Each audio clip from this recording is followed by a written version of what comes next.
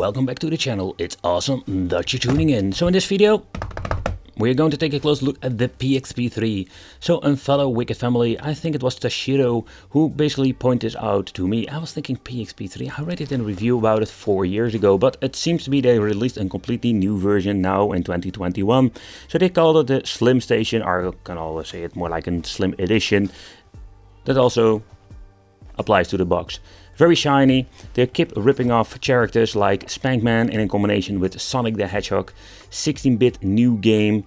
It's just funny to see what they are making nowadays. So let's take a close look at it, what's inside the box.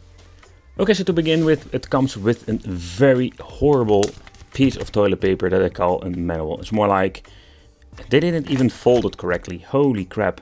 So it's you know what, I'm not going to even mention this thing anymore. So the handheld itself comes even with an AV out cable that we're going to try out. It comes with a USB, what? A USB mini, what? New version, and it comes with a USB mini, okay. So it also implies that with this version that it comes with 2 tiny game cards, and yeah, I can say they are freaking tiny. And the game number doesn't make any sense. It also comes with a protection sleeve, and here we're having the system itself. And I must say that even when the box is slim, I have this idea that they are not giving us a new edition, because this thing looks exactly the same. Exactly. Volume control, on and off switch, a mono speaker.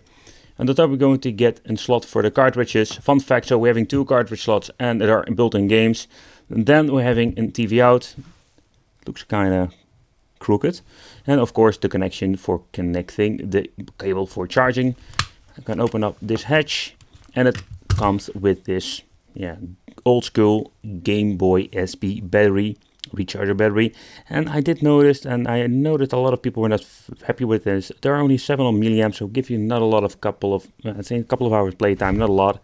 And the other problem is that these things are not the best quality. They're cheap to buy, so you can basically pick a couple of them up if you want to have a spare one. So that's not the problem. So let's turn it on and let's see what we're going to get with this one. Because today there is no 8-bit footage. Hey, this is new, this intro screen. Okay, interesting. Oh, so the outer shell is basically the same, but the menu is slightly different. And we got a funky tune. Oh yeah. By the way, they are just fake shoulder buttons. I always wanted to press this. So the biggest problem with them already having, why not shoulder buttons? Because there are games that need freaking 6 buttons. Alright, let's check out the menu and the games. Okay, so let's take a close look at the first list. It starts us with, alright, so we're having already some homebrew games, Sonic 2, Turtles 3, the D-pad or the 4 buttons are freaking horrible. And we're already having double games, so there are only around 20 games. Okay, do you know what we're going to do? We're going to shut off this thing, plug in the first cartridge, and let's see what happens. Wow, that goes in very sturdy. Okay, so let's see if we're going to get the same list or we're going to get different games. No, we're going to get different games. We see some Pac-Man games and already some double games. So the fun fact is, so basically we're going to get 20 games for each cartridge.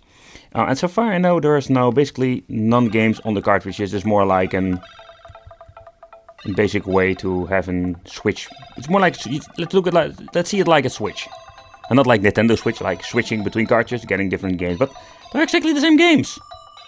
Oh, that's a freaking bullocks. Yep. So if you're looking at it, maybe we're having around 35-40 games.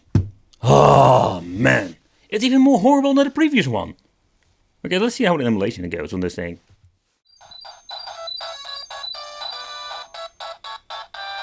Did I just see some glitching?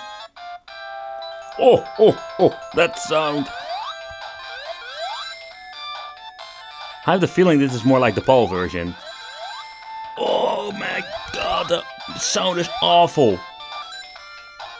But the emulation is not that bad. Let's speed up.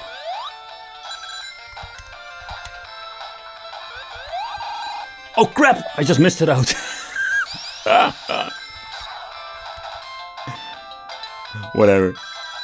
So the speed of the game is not that bad, besides that it's a PAL version.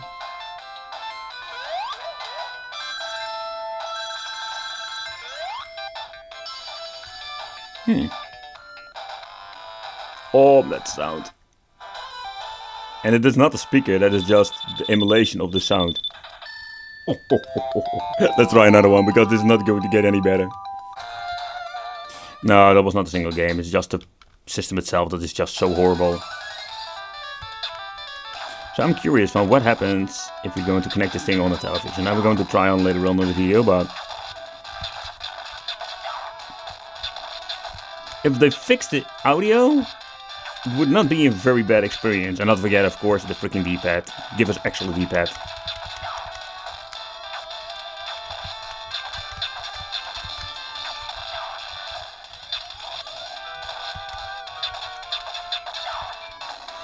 Oh yeah, so pressing the reset button brings us back to the main menu. Every time you need to wait a couple of seconds for the boot up screen. So yeah. So let's try another cartridge.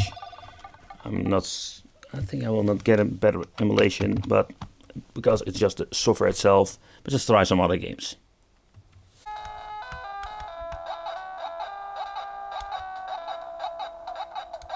But I was looking at the cartridges some couple of times, and I noticed that there were actually not a lot of different games on it, because the Turtle game is on basically every cartridge, or let's say Switch. Let's put it this way.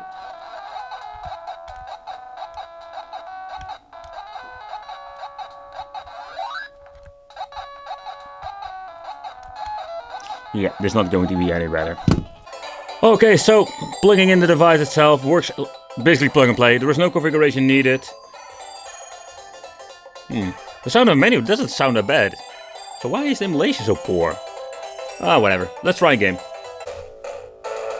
Oh, what the hell? Is there an instant cheat mode or something in this thing? Whatever.